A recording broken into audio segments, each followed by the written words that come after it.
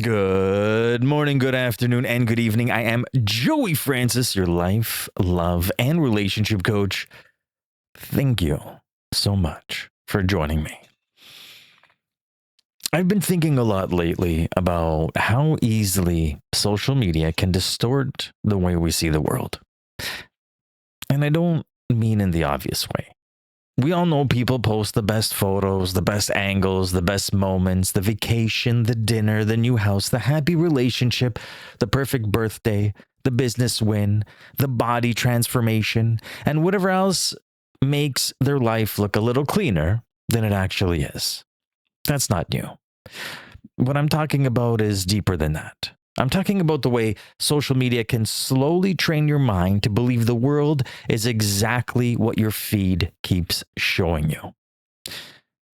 And see, I think that's where it gets dangerous because your life is not showing you your life. Your phone is not showing you life. It's showing you a small piece of life selected and repeated based on what keeps your attention. You stop on something the algorithm notices. You watch a certain type of video, it gives you more. You engage with a post that makes you angry, and before long, your feed starts acting like anger is your favorite subject. Then after a while, it doesn't feel like content anymore. It all starts to feel like evidence. And that is where people begin to lose touch with reality. The internet can show you something true and still leave you with a distorted view. A story can be real without representing the majority. A person can be honest about the pain while giving terrible advice from an unresolved place. That's the part we need to remember. Real doesn't always mean common. Someone's experience can be valid without becoming a rule for your life. One painful situation can teach you something, but it shouldn't become the lens you use to judge everybody else. And yet, I see that happening all the time. We watch enough of the same kind of content, and slowly our mind starts building a case. The evidence might be unbalanced, but repetition makes it feel convincing. It becomes familiar, and familiar often feels true. That's how social media shapes perception. It doesn't happen all in one moment.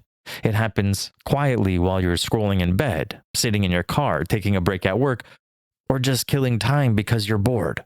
A few minutes here, a few clips there, another opinion, another story, another person confidently explaining how the world works because they're the expert. Eventually, you start carrying those ideas into your life. And this applies to almost everything. Politics, money, health, success, happiness, family, society, gender, friendships, relationships, and dating, and conspiracy theories. If your feed is full of conflict, the world starts to feel hostile. If all you see is betrayal, trust begins to look naive. If the people you follow are constantly angry, bitterness can start sounding intelligent. We are influenced by what we repeatedly consume. That's why what you feed your mind matters. You cannot keep taking in fear, resentment, outrage, and suspicion without it eventually affecting the way you think. And this is where I want to bring the conversation into dating, obviously, because that's the world that I'm in. Because dating content online has become one of the most distorted spaces there is. Now, granted, I understand that I'm part of this world too. I make content about dating and relationships. I talk about how people choose, why they ignore red flags, what makes connections healthy, and how self-awareness changes the way you love. So I'm not standing outside of this world pretending I'm above it. I'm a part of it. But I think there's a difference between helping people become more aware and making people more afraid. And that difference matters. Good dating advice should help you think more clearly. It should help you understand yourself, recognize patterns, make better choices, and take more responsibility for your life. Bad dating advice does something else. It takes your pain and gives it a target. It makes you feel smart for being guarded. It turns suspicion into a personality and calls it standards. That type of content is everywhere. A woman gets hurt by a man, and suddenly the lesson becomes about men as a whole. A man gets used by a woman, and the internet hands him a complete philosophy about why women can't be trusted. Someone has one relationship with an avoidant person, then starts diagnosing every quiet person they meet. Do you see the problem? The individual disappears. The person in front of you gets replaced by the story in your head. And once that happens, you're not really dating anymore. You're investigating. You're looking for clues. You're waiting for a lie. You're testing someone to see if they match the warning label you already placed on them. Now, don't misunderstand me. I'm not telling you to ignore red flags. You should know what matters to you, protect your boundaries, and leave when someone's behavior shows they don't belong in your life. But being careful and being suspicious of everyone are two different things. Careful means your eyes are open. Suspicious means your heart is closed. And some people have been consuming so much dating content that they don't know the difference anymore. They call it being smart, but it's really fear. They call it self-worth, but sometimes it's just avoidance. They talk about boundaries when what they actually mean is control. They say they're healed, but the way they date still sounds like they're arguing with their ex. That's what happens when pain becomes your teacher and the internet becomes your classroom. You may learn the language of healing without ever becoming any healthier. And that's one of the strangest things about modern dating.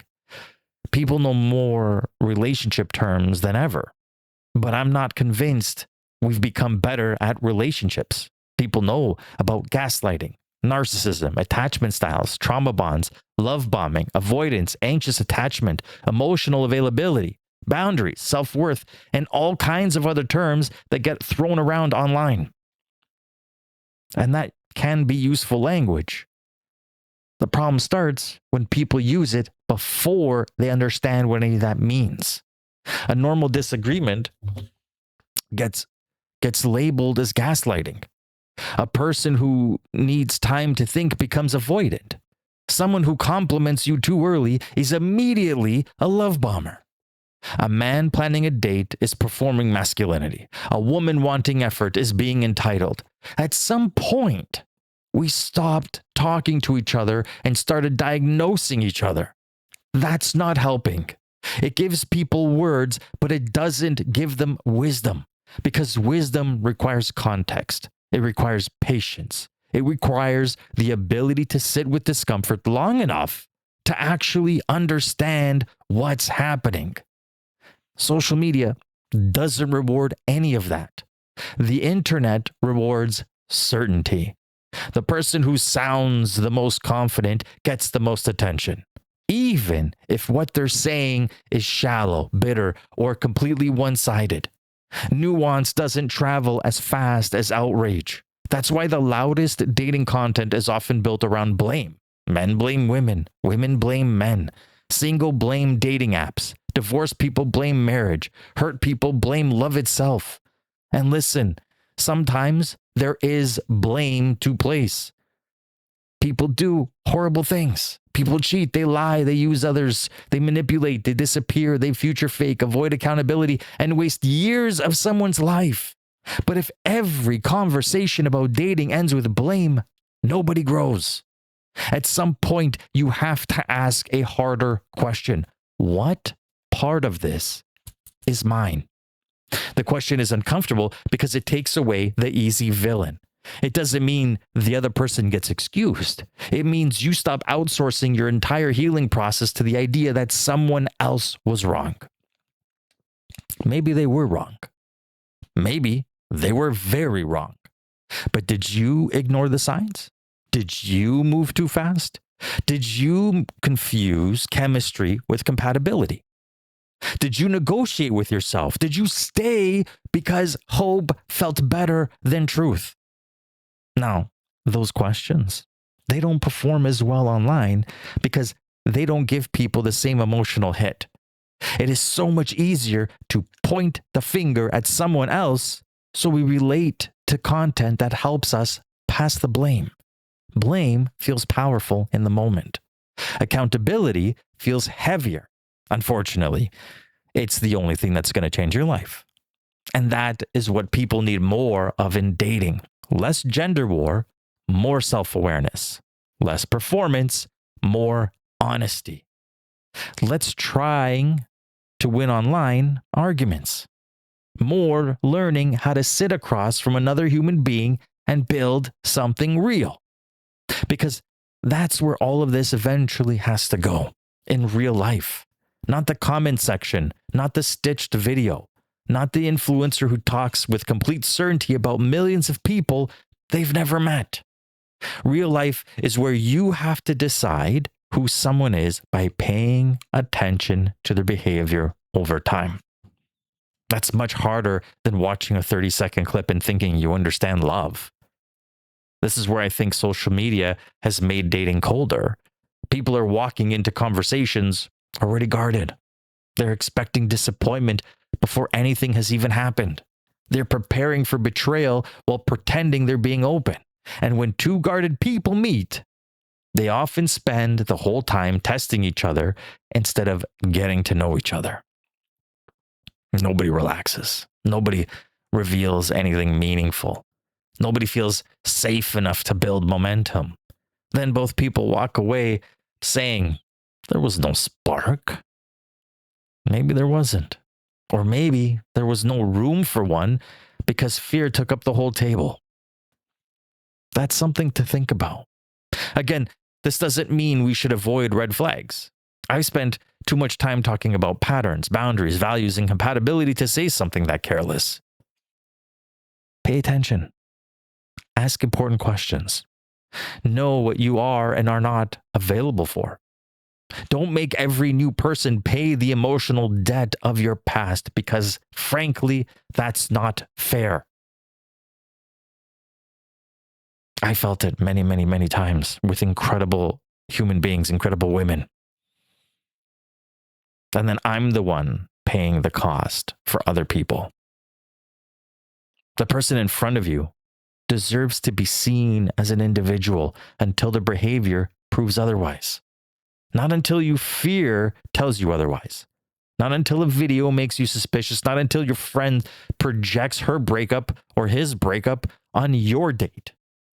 Behavior, patterns, consistency, choices, those are the things you pay attention to. And this brings me to another part of the conversation. Because every so often, I hear people talk about how relationships used to be more functional. They'll say, people stayed together back then. They built families. They understood their roles. They didn't give up so easily. Now, there may be some truth in that, but it's far from the whole truth. We have to be careful when we romanticize the past. Were relationships actually healthier, or were people less free to leave? Because those two things are not the same. A relationship can last a long time and still be deeply unhealthy.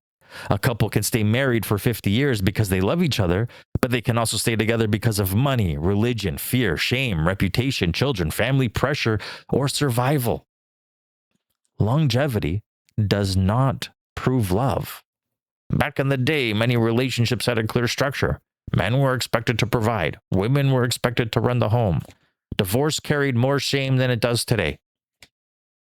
Women had fewer financial options. Men were treated as the head of the household in ways that often left little room for emotional partnership.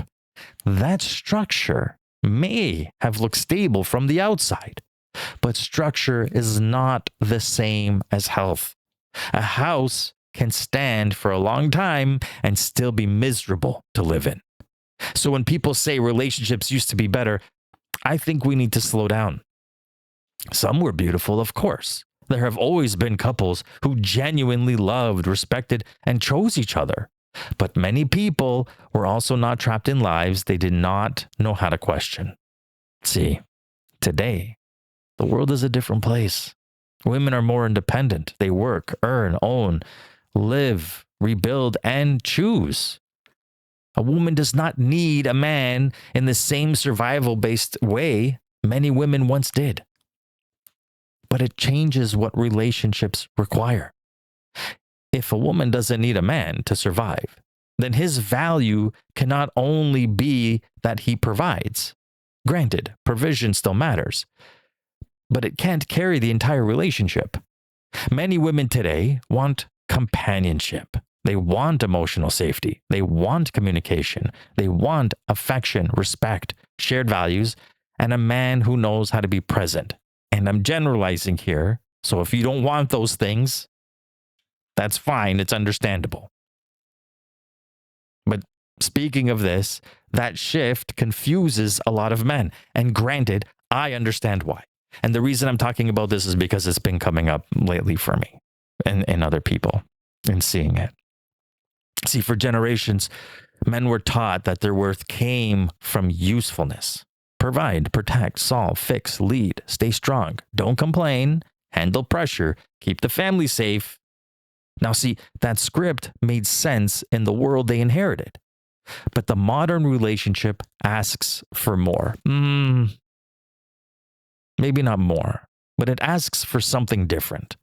See, a man can be responsible, hardworking, financially stable, and loyal, yet still struggle to keep a relationship if he can't communicate. Being useful is not the same as being emotionally connected.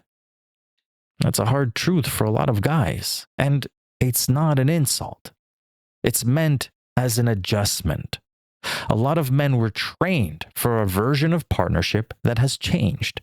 Now they're being asked to develop skills nobody taught them. Emotional language, vulnerability, listening without immediately fixing, expressing needs without feeling weak, being present instead of only being productive. Now, we have to show some compassion.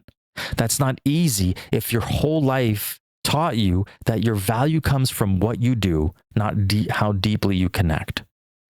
This is where the internet could be helpful. It could create better conversations between men and women. It could help people understand each other with more compassion. It could explain why so many people feel confused, lonely, defensive, and unsure of their place, instead of a lot of online content turns the confusion into a fight. Some women are being told they don't have to bring anything to the table, that their presence is enough. Now, that sounds empowering until you realize it creates entitlement. Some men are being told that money, dominance, and status are the only things women respect. That message may feel good to a man who feels invisible, but it doesn't teach him how to love. Both messages fail. Neither one creates partnership. A healthy relationship today requires more than old roles. It needs two people who can communicate, take accountability, respect each other, build attraction, share values, repair after conflict, and create a life that feels good for both of them. That is not a gender war. That is adulthood. But adulthood is harder to sell online. It's easier to sell resentment. It's easier to make people feel superior. It's easier to say the other side is the problem because that lets everyone stay exactly where they are. No growth, no reflection, and most importantly, no responsibility. Just another video proving you were right to be guarded. And that might feel good for a moment, but it won't help you find and build love. You cannot keep feeding suspicion and expect openness to survive. Whatever you consume shapes what you expect. If your mind is constantly being fed stories about betrayal, selfishness, manipulation, and failure, you're going to start looking for those things. Once you start looking, you'll find something that feels like proof. And the saying goes, be careful what you wish for because you might just get it. Even if what you wish for is really your subconscious looking for proof. That's how confirmation bias works in real life. You begin with a fear, then you collect evidence that supports it. Anything that challenges the fear gets ignored, minimized, or explained away. A good person becomes boring. A calm connection feels suspicious. Someone consistent gets labeled as too available. A person who communicates clearly may seem less exciting if you're used to confusion. That is how unhealthy patterns survive. The problem isn't always that healthy people are unavailable to you. Sometimes you don't recognize them because they don't activate the emotional chaos you've mistaken for chemistry. Social media makes that worse because it often romanticizes extremes. The toxic relationship gets turned into passion. The person you can't stop thinking about gets framed as destiny. Uncertainty starts feeling like excitement. Emotional confusion becomes the thing you chase because peace doesn't give you the same adrenaline. But healthy love is not supposed to keep you unstable. It can still be passionate. It can still be exciting. Attraction matters, desire matters, chemistry matters. But underneath all of that, you should be able to breathe. Love should not feel like a constant emergency. And if every relationship you enter feels like a storm, at some point you have to stop blaming the weather and ask why you keep choosing the same climate. That's where your blueprint comes in. Your feed should not be your blueprint. Your past should not be your blueprint. Your friend's pain should not be your blueprint. Your blueprint has to come from your values, your needs, your boundaries, your self-awareness, and essentially the kind of life you want to build. That means you need to get quiet enough to hear yourself without the internet speaking over you. You need to avoid listening to all the voices in your head and just focus on yours. What do you actually want? Forget the version of love that sounds good online. I'm talking about what you want when there's no audience, no performance, and no need to prove how healed or unbothered you are. What kind of relationship would feel right for your life? Do you want marriage, companionship, family, peace, adventure, emotional safety, passion, growth, a quiet life, a bigger life?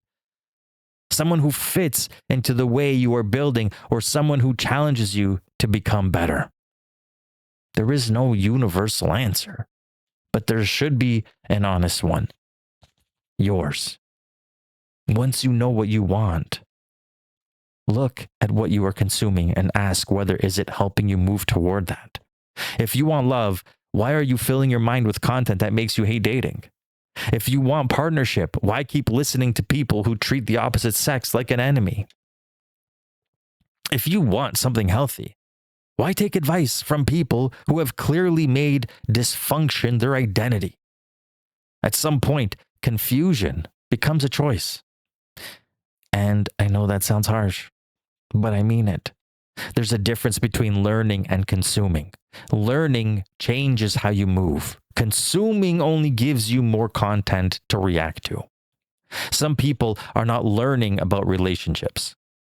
They're just collecting opinions. Then they bring those opinions onto dates, conversations, arguments, breakups, wondering why everything feels harder than it needs to be. You have to clean up what you allow into your mind. That may mean unfollowing certain creators. It may mean leaving comment sections alone. It may mean taking a break from content that keeps you angry, even if part of you enjoys feeling that validation. Validation is tricky. It can comfort you, but it can also keep you stuck. Sometimes the person agreeing with your pain is not helping you heal. They're only helping you stay loyal to the version of yourself that got hurt. Growth requires something different. Growth requires honesty. And honesty might sound like this. Maybe dating is not as hopeless as I keep saying it is. Maybe I've been more defensive than I realized. Maybe I say I want love, but I keep choosing people who let me avoid real intimacy. Maybe I call myself independent when what I really mean is scared to need anyone. Maybe I'm attracted to chaos because peace feels unfamiliar. Those are hard things to admit, but they're the kind of admission that changes your life. Because once you can see yourself clearly, you stop handing the algorithm so much power over your worldview. You stop letting strangers online tell you what men and women are, what love is, what dating means, and what you should fear. Except for me, you should always listen to me. You start coming back to reality, and real life is much bigger than your feed. Good men exist. Good women exist. Healthy relationships exist. There are couples who communicate, repair, laugh, support each other, build trust, remain attracted to each other, and choose one another without turning their private life into content. You may not see them as often because peace is quieter. That doesn't mean it's rare. It means chaos gets more attention. A couple having a calm conversation after an argument is not as clickable as someone exposing betrayal. A healthy marriage doesn't trend. A man quietly loving his partner won't spread as fast as a story about a man who lied. The internet favors what creates reaction. Real love is often lived in.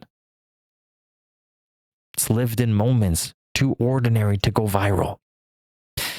That's why you need to get back to the real world with a clear mind. Just talk to people. Pay attention. Ask better questions. Let behavior reveal character. Use your blueprint. Stay open without abandoning your standards. You don't need to become naive. You don't need to trust blindly. You don't need to hand someone your heart just because you want to prove you're healed. But you also can't protect yourself so aggressively that no one decent can reach you. That has to be a balance. Boundaries without bitterness, awareness without paranoia, hope without fantasy, standards without contempt. This is the space where healthy dating can actually happen. And maybe that is the biggest takeaway from this whole conversation. Social media can teach you what to watch out for, but if you're not careful, it will also teach you to watch out for love itself. And that's a terrible way to live because love already requires so much courage and risk and willingness to be known, the ability to communicate, and the maturity to choose with both your heart and your mind. If you make fear the loudest voice in your life, you will always feel unsafe. So before you get back into dating, check your perspective. Ask yourself where your beliefs come from. Did real life teach you this, or did repetition online make it feel true? Are you protecting yourself from danger, or are you hiding from vulnerability? Has your feed made you wiser, or has it made you harder to love? And that last question may sting because some people are not single because there is nobody good out there. They're single because every time someone decent shows up, their fears start looking for flaws. They call that intuition. But intuition is calm. Fear is loud. There's a difference. The next time you see a piece of dating content that hits a nerve, pause before you accept it as truth. Ask yourself whether it's teaching you something useful or simply just triggering a wound. A lesson leaves you clear. A trigger leaves you charged. And if you don't know the difference, the internet will keep shaping you without your permission. So remember this. Your feed is not real life. The algorithm doesn't know your heart, your history, your needs, or the kind of relationship you're trying to build. Your pain may have taught you something, but it doesn't get to define every person you meet. And the loudest voices online are often the ones you should question the most. Real life is still happening outside your phone. People are still falling in love. People are still building relationships with honesty, patience, attraction, communication, acceptance, and even respect. Maybe you don't see that often because peace doesn't scream for attention, but it's there. And if you want it, you have to be careful about what you let shape your mind before you go looking for it. Because you cannot build real love with a worldview made out of fear. You cannot create connection while treating everyone like a threat. You cannot find a healthy relationship if you keep taking advice from people who have made dysfunction their identity. So, clean up your feed. Clean up your beliefs. Clean up the stories you keep telling yourself about men and women and dating and relationships and love. Go back into the real world and meet people as individuals, not as content, not as warning, not as another example of what someone online told you to expect. Meet them as human beings. Pay attention to the patterns before behavior. Ask better questions. Keep your standards. Stay honest with yourself. And remember this.